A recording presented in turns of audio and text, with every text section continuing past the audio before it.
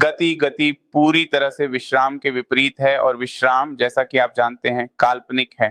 हमें कोई भी ऐसी वस्तु ज्ञात नहीं है जो पूरी तरह से विश्राम में हो। हमारे प्रकृति में जो कुछ भी है वह हमेशा गतिशील रहता है। यहाँ तक कि पृथ्वी भी निरंतर गति में है। जब आप सो रहे होते हैं तब भी आप पृथ्वी की गति के कारण 30 किलोमीटर प्रति सेकंड की रफ्तार से चल रहे होते हैं। इसलिए गति वास्तविक है और विश्राम काल्पनिक। आप गति को कब परिभाषित करेंगे? जब किसी वस्तु की स्थिति समय के साथ बदलती है तो इसे गति कहा जाएगा। और यदि यह एक सीधी रेखा के साथ है तो इसे रेखीय या सीधी रेखा की गति कहा जाएगा। अब गति के लिए हमने गति, स्पीड और वेग, वेलोसिटी दोनों का अध्ययन किया है। हम जानना चाहते हैं कि तात्कालिक वेग, इंस्टेंट वेलोसिटी।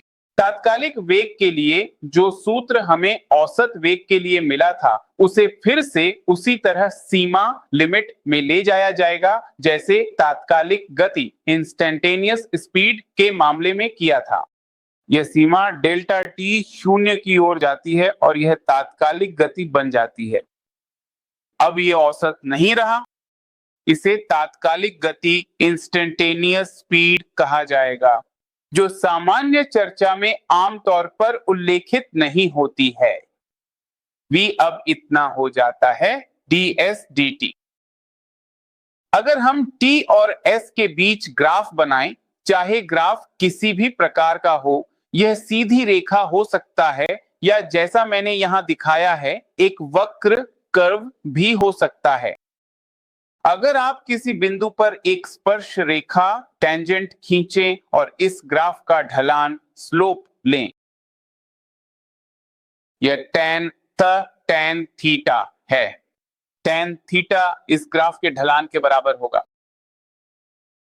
tan थीटा आप कह सकते हैं कि वेग, वेलोसिटी ts ग्राफ के ढलान, स्लोप के बराबर है और ढलान को किसी भी बिंदु पर लिया जा सकता है। यहां देखें, यहां कहीं भी अगर ग्राफ इस तरह है वही ग्राफ है लेकिन प्रकार बदल गया है। यहां आप कहेंगे कि ढलान घट रहा है, यहां ढलान लगातार घट रहा है, इस स्थिति में ढलान लगातार बढ़ रहा है।